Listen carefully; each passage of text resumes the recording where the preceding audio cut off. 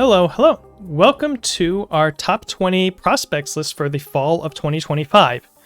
If you're not familiar with what these are, this is kind of a borrowed concept from baseball where they have this idea of a top prospects list.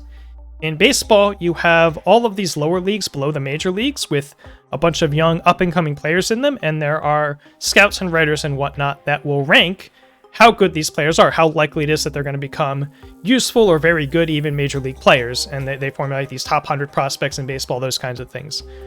So for UVS, sort of a similar idea. We'll say a prospect is any character that hasn't made a top cut recently, and we'll say since rotation, because we're here in September, and that seems like a fine guideline to put down. We've had like 8 or 9 regionals, something like that. So, for instance, characters like Paul, Overhaul, Bakugo, they've made a top cut, they're not prospects. Other characters, including some that made a lot of noise in 2024, may be eligible now, because we're cutting it off at rotation. So this is not Worlds, but everything after Worlds, all the regionals and stuff that have come out since the Critical Role release. Notably, I am not including the Boar's Hat event in this, mostly because I made this list before that event, and partly because it was a 5-round event, and some of the characters that would be technically top 8 went like 3 and 2, and that's like okay. It's like a good September. We're not going to take away your rookie stats for that, so they're fine. They're good. We'll put them on here. It's fine. Just to set the stage of where the current metagame is at for those that aren't too super in tune with it, it is much more stabilized than it has been in a long while because we've had multiple regionals in the same format, and this includes Turtles not changing too much. A lot of the decks that were good before Turtles are still good after Turtles, so it's really been a more developed format than what we're used to having, because with rapid releases, a new challenger deck every couple months, that sort of thing. So yeah, what we have now, we have a pretty wide variety of sort of top threats. There's a couple flavors of Zeke Warchief. There's the one-hit kill Deku's, still around and better than ever. There's unyielding Mimic decks. There's Godzilla, both sort of the traditional chaos aggro version and also unyielding versions of that. Pony with Genghis Frog now is back to being a really high-level threat. And we're also seeing some equipment heist, massive mutant machines decks with Hawks and with Overhaul and with Devil Jin. Really starting to make some noise lately. That's kind of the one new thing that's come from Turtles.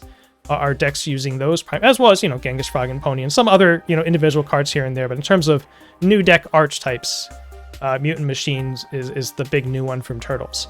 And of course, you still have other decks hanging around that either people were really high on at one point and have kind of cooled off on, or they've shown up here and there and splashed a finish, but we haven't seen a lot of them since then. You've got, your peaks are always going to be around, your Hanj 1s are still around. We saw the OCE event won by a Reiner 1. Rodon's always going to be there. Porco, people were really high on in Louisville. That's probably still around to some extent. A couple other decks like that are just kind of in the meta, but not necessarily seen as, at the top of the mountain, so to say. So, what all this means is, first of all, not noted here, it is very hard. You're not going to have a winning matchup into all of these. That's crazy. That is not a feasible thing to do. These decks are too different. There's too much variety in how they operate, too much variety in how you have to defend against them. What you're really hoping to do is to at least have like a puncher's chance into all of them, like a 30%, that kind of thing, if you can. One piece of that is that it is very, very important to have a shot at surviving Unyielding Destruction. And I mean that in the direct sense. A lot of these decks will try to kill you immediately off of an Unyielding now. That's kind of where we've headed. Since Unyielding first came out, people were kind of using it as a stall tactic. Nowadays, your Warchief decks, to some extent your Memas, the Unyielding Godzilla decks, are all trying to murder you after the Unyielding. They'll play a stun 3 move, they'll keep playing attacks after using the check boosting that their characters give them, and try to go about that way. And you also have the stall tactic version where, first of all, if you survive, or second of all, if they're just trying to stall you out, you want to be able to operate an offense on 4 foundations, hopefully, ideally, so that you have some ability to threaten them with a crackback in this situation. So that's the one big thing. The other thing is, as I mentioned earlier, the massive mutant machine stuff, the equipment heist stuff is pretty new. Anything that has a chance to be doing that stuff is getting looked at right now. People are trying to cook those. So anything in that space has the potential to be really stunk, has the potential to really come out. And so without further ado, at number 20, we have Superfly. The Scheme character himself, we're going to put down at number 20. Now, Superfly is an interesting shaped character. He has this weird form of speed hate that will sometimes give him speed reduction, but often enough to matter, probably. right? Even getting -1, -2 speed here and there, that does add up. The same thing with the damage. It's a little funny shaped, but his response says if you get hit, you put Equipment Heist in your card pool. And then you still need to connect the dots from there. You need to figure out how you're going to hopefully get an extra attack into your card pool. There's the Chun-Li Challenger deck card that can put a kick in. That's probably a part of this. Play some kind of a kick theme. And his Enhance does reward him for going kind of deep on an attack string that Equipment Heist really wants you to do. So it's still going to be a lot to kind of string that together. I don't know if anybody's really going to go to Superfly trying to do this, but he is an option. He is there. He's something that you can try to do. So we're putting him in at number 20. Number 19, Kurama, Yoko Unleashed. So this is an interesting case. This is a character who has a very unique ability. He gets the chance to play as a character card, basically goes into his stage, and then as a response gets to take an attack away. This is extremely strong against Deku. It's very strong against some of the other top decks, not very strong against some others.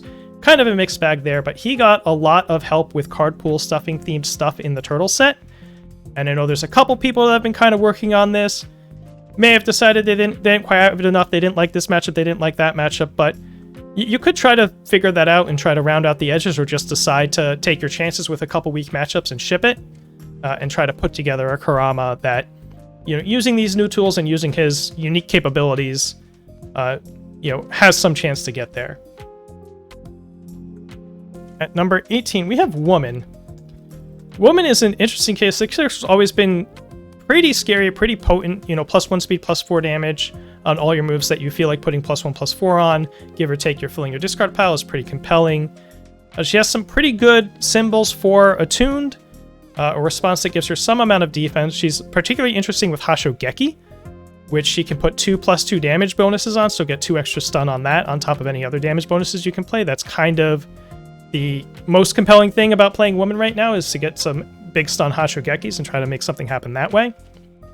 You think you got your 7 mid 8 stun 2 base rate is pretty neat, and that's really the main thing. Outside of a character that's generically pretty capable of putting in some pretty good aggression, obviously as a 5-hander you have to solve for card access and that sort of thing, but she has some stuff going on that's pretty interesting to her, so we're going to slot her in at number 18. Next up, Shin Nemoto. This is another character in the Equipment Heist Club. So he once again has air, so we can play the Chun-Li Kick Flood Your Pool card, which is there aren't too many ways to put an attack in your card pool. So that's why I'm bringing that up, because it is notable just to have the air symbol on these Equipment Heist characters. But more so than that, the interesting thing about Shin Nemoto is that he gets to put Equipment Heist in his card pool just as a form and not necessarily a first form. So if he wants to, he can go tutor for the card with a card I'm forgetting the name of, but there's a Toga card from Girl Power that you can flip to go pick up a 6-check from your discard pile. So Nemoto can use that to go find Equipment Heist. Some of these other heist decks have the drawback of they need to actually just draw the thing. Nemoto has a way to get around that, and as well Superfly does as well, of course, if he gets hit. So it's interesting in that sense, and the form isn't insanely bad. You do get to trigger all sorts of these random play not from your hand effects, and some of those are pretty good. So he has some stuff that you can try to put together here, and Equipment Heist gives him a way to produce a large volume of stats that he has certainly never had access to before. So he's getting some looks lately in that regard. On to 16, Tamaki Amajiki. This guy used to be a meta mainstay. He used to be, if I can spell words, there's a lot of A-T-K-M-A. But yeah, so big character in yesteryear. Haven't really seen him much this year. There hasn't been any new face-up momentum stuff. He already saw a bit of a downturn when he lost Electric Jolt, and more of that stuff is rotating out, but he does still have his own stuff from his set and a couple stuff from some ensuing sets. And this idea of unyielding being a big factor in the meta, and one of the things you want to be doing is, regardless of how much check passing you're getting or not getting on 4 foundations, if your character can scale in other ways besides building up a foundation stage, that's also pretty good. In Amajiki, if he gets sent back to 4 foundations on turn 4, well, maybe he has 6 momentum at that point. And so he's already gotten some scaling. He hasn't had his game reset on him per se. And there's certainly no shortage of ways to use momentum for good things, right? So Amajiki, pretty interesting in that regard, and hasn't really gotten new face-up momentum per se, but this idea of a character that has some sort of built-in scaling that doesn't involve building a bunch of foundations out is pretty attractive right now. So I know there's some people giving Amajiki a look. Next up, Aaron Jaeger Usurper. This is one that's gotten some outspoken noise about it, I would say. There's a couple people that have been playing this at some local championships and that sort of thing and having a lot of fun with him. May or may not truly believe in him for like a regional level, but there's a lot of spicy stuff you can do with this guy. You have this combination of self-mill and momentum generation. And he flips into, a +3 damage stun one guy with some tutoring. And that's pretty strong. 5-hand size stat guy, I don't think there's like a direct line to what you're doing on 4 foundations with him, but his abilities are very, very strong for a 5-hander. He's definitely demands respect. And, this is a deck that's definitely been worked on and optimized to a decent extent that's floating out there right now. So I wouldn't be surprised if somebody decides to take it to a big event and try to make a splash with it. Number 14, Ochako Uraraka 4. This is an interesting case. She has quietly gotten a couple of cards, in recent sets. She's got an Outwit that gives +4 speed if they reduce your speed, and that because she's Uraraka, she gets to reflip that, and that's pretty compelling. One of the other things she has going for her is that she's one of the few of these like 6-hand size stat stick types that can very capably operate on 4 foundations because of her readying effect. Right? If she's dealing damage, she's getting to ready foundations as she goes, and that is pretty helpful if you're trying to backswing someone who just unyielded you. You have the defensive side of this you have to figure out. You can probably get some value out of doing some of that unflipping. But so far as the 6-hand size stat stick character goes, I had a lot of those on the last list, and a lot of those I left off here, just because of 4 foundations not really being enough for them to do super compelling turns without just checking running 5s and hoping, right? Ochako's one of those that can actually do stuff on 4 foundations if she really needs to, and the flexibility of the speed or damage can be pretty relevant. Sometimes you're fighting a backup deck that's using a lot of damage reduction, you just want the raw damage to point at backups. Sometimes you're fighting a deck where you really need the speed, and because of the variety in this meta, that sort of flexibility is more valuable than it has been in a lot of recent metas, for instance. So, Uraraka 4 we are putting up here at number 14.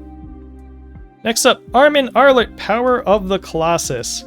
This guy got a lot of attention when he was first released. People kind of decided he wasn't quite good enough, but he's still around. He's still exciting for all the reasons he was exciting originally. You get to play all these either Outwit cards face down directly, or you can use his ability to play a deck that's heavy on action cards or asset cards. Massive Mutant Machines is an option for him. He can play that as a 2-diff face down and try to unflip it.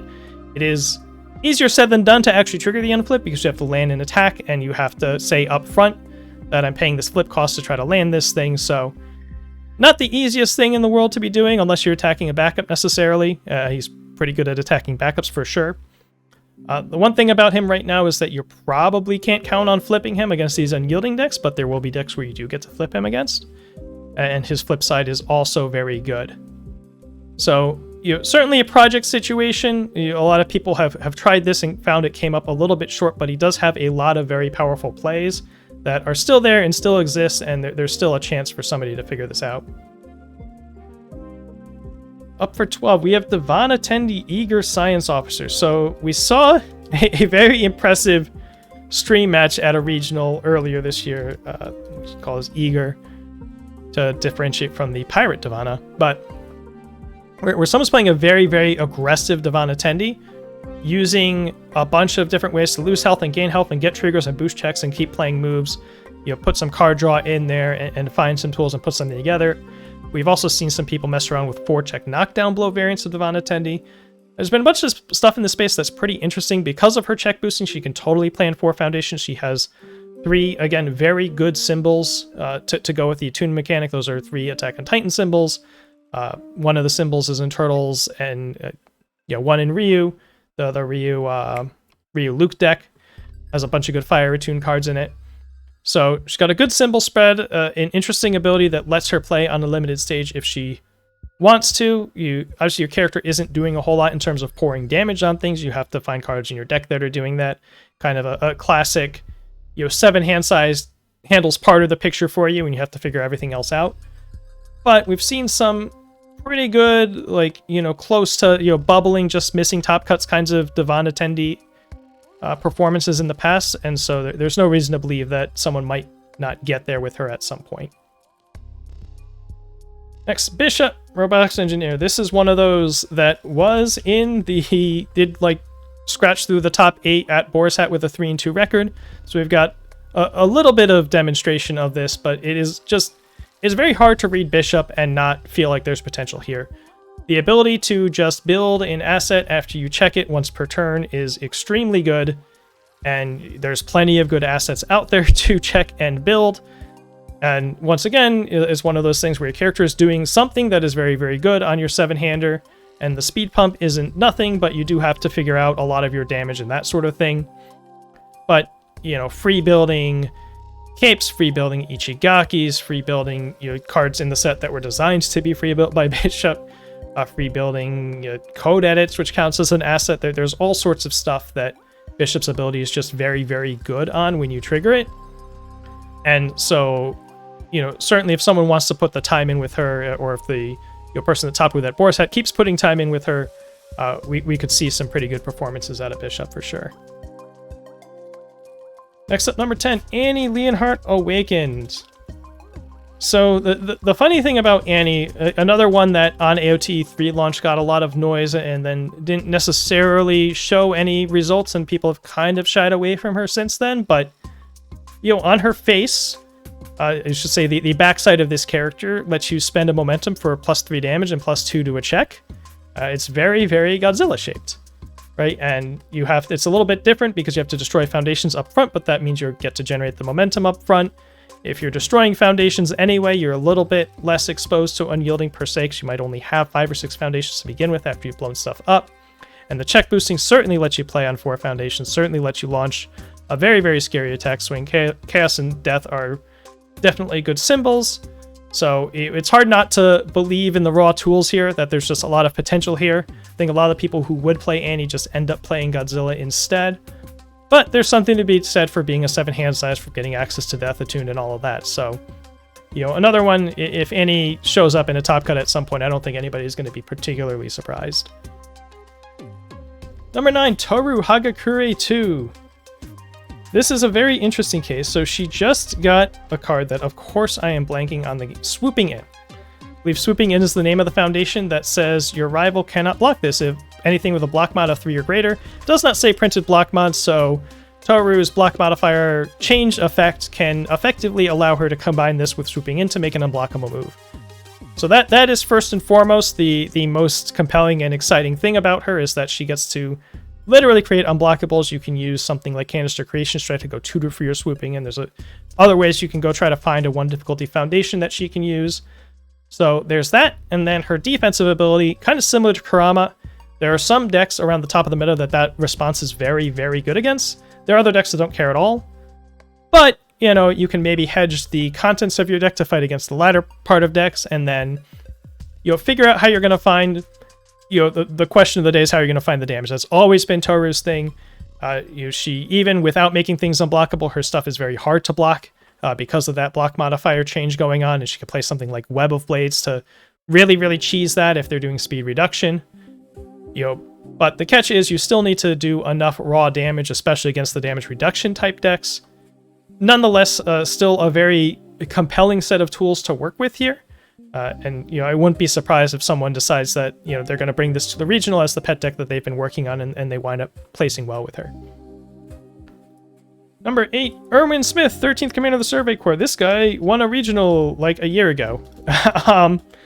But we haven't seen him since, really, which is kind of a surprise. But a lot of this is he got overshadowed by Pete coming out, who has the same symbols and a similar line of abilities. However, that said, there's a lot of value in being a 7-hander, just like we said with Annie. And the 23 is not a small amount of health.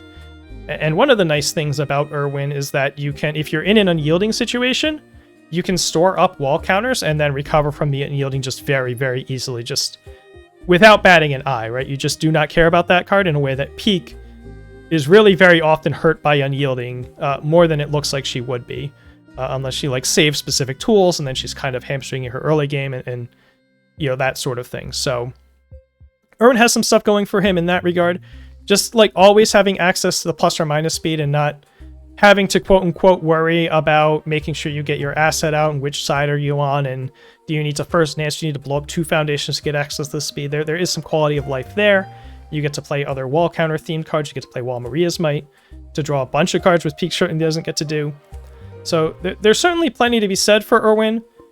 Remains to be seen if anybody's actually going to opt to play Irwin over Peak in this meta. So long as Peak exists, that is a whole lot of stats on one character, but there's nothing really wrong with Irwin necessarily. He's not bad at all for sure. Up at number 7, we're going to put Edge Shot. So Edge Shot just barely gets in here because he top cut, I believe, Nationals with a very explosive teaming with the Attack Titan deck, but we haven't really seen any follow-up. He's one I was looking at a little bit just earlier today because of his symbol mix. There's some cards you get to play, you know, using attunement on that mix of symbols, but you know, there's not really any reason why an explosive, you know, aggro type of character like Edge Shot playing, you know, barrier shields and a couple things for defense can't necessarily succeed. I mean, we've seen Porco do it with a very similar type of setup, right? We've got a character with some specific tools that's trying to play a long string and put a bunch of stats on them, and they play barrier shield and maybe a couple other things for defense, and it can be made to work. So unknown if anybody will, you know, actually pick up the Edge Shot mantle and try to make some noise with him, but I have a gut feeling that he's every bit as explosive as he ever was, and it's just waiting for someone to try and, you know, put him to the test. Up at number 6, we have Ryu, World Warrior, character that plenty of people are excited about. So Ryu is just a guy that plays normal Universus very well. You're probably going to be able to trigger that response on most turn cycles to become a pseudo quote-unquote 8-hander with a deck stack, and the +2 damage is just enough to try to make sure your opponent's not going to greedily ignore all your moves unless they're a damage reduction deck. And the tech weapon limitation is tricky for him, because if you want to play him off of Void, that's an awful lot of moves in that space are tech or weapons that you would want to main the Void symbol for. So it's a little strange to work around that, but there are punch suites. You know, people like to play Pale Rider in this character because you can stack a 6 on top of your deck, and then you don't have to worry about playing this Echo move on a 6 and then paying a drive cost and then getting the free Echo on it. So that's a very popular and powerful card for him. And he does need that sort of Echo type stuff to paper over the fact that his character's not super mega explosive, right? He's just putting 2 damage and everything, which is neat, but it's very, you know, core fundamentals. He's one of those characters that isn't terribly likely to fling out 60 on a turn. He's probably going to be working a little bit harder for it, but his fundamentals, the draw 3 stack 1 is just so good that it's hard to completely ignore him. There's lots of people shopping this character, and again, another one where I don't think there would be too many shocked faces if he showed up in a top cut at some point this fall. Number 5, Allura Visorian, Arcanist of Tauleri. This character almost got a top cut using, there's an infinite loop that she has access to, using, what is it? It's the Mechazoids and Falling Titans, and one of the schemes lets you continuously summon Mechazoids into your stage to keep sacking to the Falling Titans, and you see the Rampage Smash checks. So there is that. We could see more people trying to do that, but there's also, this character gets to seal an attack on her face, so that makes her one of the very few characters that is allowed to just assume she will be able to build a stage. You know, most decks in this format have to deal with the possibility that they might get shipped back to 4 foundations because they might not have drawn whatever their answer to unyielding is, if they're even running any. Allura gets to say, no, I'll just seal it if I see it. You do end up having to save your seal for it, which kind of sucks, but she gets to chill and build a stage and try to play some kind of, you know, classic defense with, you know, 8 or 9 foundation stage against whatever she might be facing. So that in and of itself is pretty compelling. Against decks that aren't unyielding, you of course get to seal other things, which is good. And, you know, generating momentum off of action cards like runaway, like filled with doubt. There's lots of stuff you can play defensively and offensively that are nice to be able to toss in your momentum. And one of those characters, lots of interesting abilities, doing all sorts of stuff. The actual how are you going to kill them question is ... who knows. Might be a character that makes a lot of use of the tension mechanic when Guilty Gear comes around, but I'm trying not to think too much about that because we've seen like 3 cards from that set or something like that. But just in general, a compelling set of abilities that could be fashioned into something. I think we've seen some City Rampage allures, we've seen some Echo-themed allures, seen some sort of doing both. We have the Infinite Loop variants. Lots of stuff you can be doing with this character to try and make her work, and one that it may well be able to spike a top cut here someday. To number 4, Jamie Sue, Peacekeeping Breakdancer. So, Jamie's one of those characters you look at, and it's like, this character can't be bad. This character that at some point in the game is going to put +4/+4 on all of your moves cannot be bad.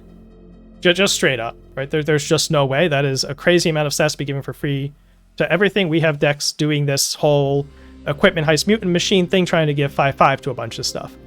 So a character that's eventually going to give 4/4 to everything is good for sure. The catch is that's sort of all he does, aside from some amount of readying you're going to get to do with him over the course of your attack turn. And so when you're in that place, first of all, the inclination is to try to play lots of defense, lots of breaker moves, lots of even 3 difficulty breaker 3 moves we've seen people playing in Jamie. And the catch with that is if you're doing all of that, then your ultimate attack string, where you're putting 4/4 on a bunch of 3 speed, 4 damage moves or whatever, is not that crazy, right? If you're just playing a string of 7 speed for H, you're not really doing anything that anybody else isn't doing, and you're doing it possibly slower than those other decks. So, some work to be done. People need to find Jamie that balances the defensive needs with playing attacks that are already good without Jamie, so that the 4/4 is really putting them over the top.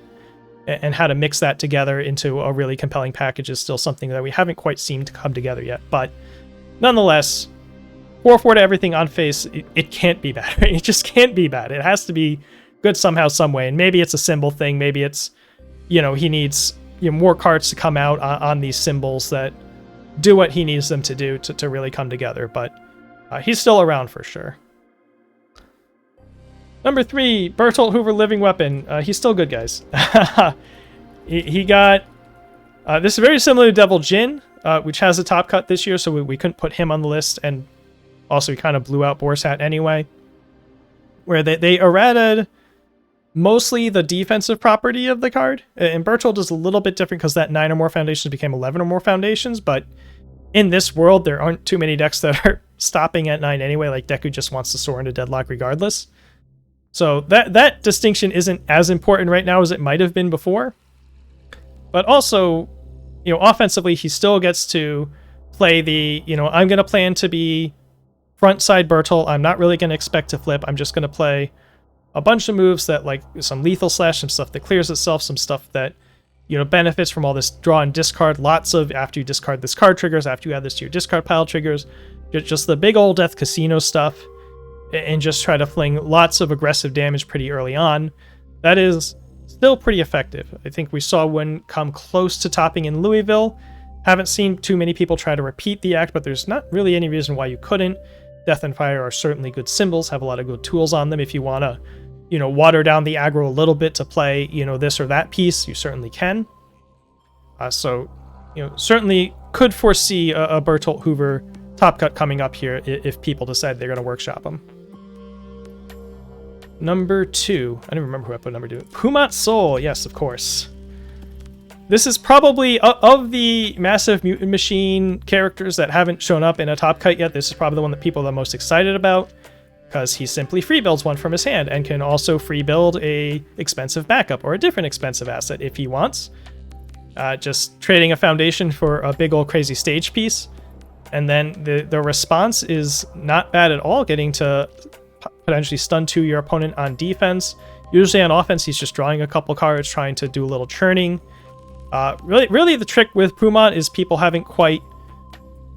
a lot of people have worked on them, and people have either leaned too hard into the gimmick or not enough into the gimmick, or there's a lot of different ways you can approach this character, and nobody's to the extent that anybody may have cracked the case, so to say, they haven't gotten it to a regional or had a particularly good run at that one regional he's been to. But he's definitely one that's on people's radar. He can do some really, really powerful stuff. Just a difficult puzzle to piece together. And then our number one prospect, process of elimination, everyone probably knows, Donatello, the smart one. This is another one of those characters where he scales on assets, so unyielding doesn't completely devastate him per se. And these 7 hand size that scales into comically large damage numbers cannot be bad. Once again, you have to pretty much piece together your defense on your own, although you do get to a bonus block, so to say, because you get to build assets after you block with them.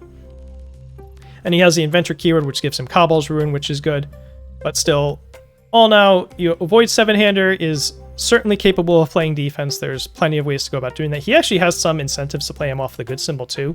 There's a bunch of good symbol assets that you can play that are pretty compelling, but I think most of them are going to be Void.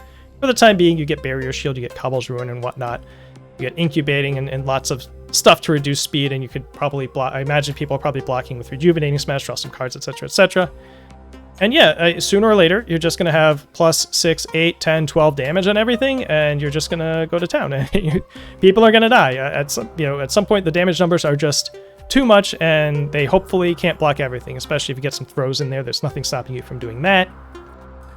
So yeah, and another one, I think he was one of those like 3-2 top 8s in Boar Hats. We've seen some get close to top cuts in 1 or 2 other events, and it's kind of just a matter of time. Somebody's going to crack a top cut with Donatello at some point, if not before the end of the year, then I imagine certainly before his time is done in the format. He's just too good on his face not to show up in a top cuts at some point. So pretty much a blue chip there that I'm willing to put as the number one prospect. And that will be a wrap. That is the top 20 prospects for the fall of 2025.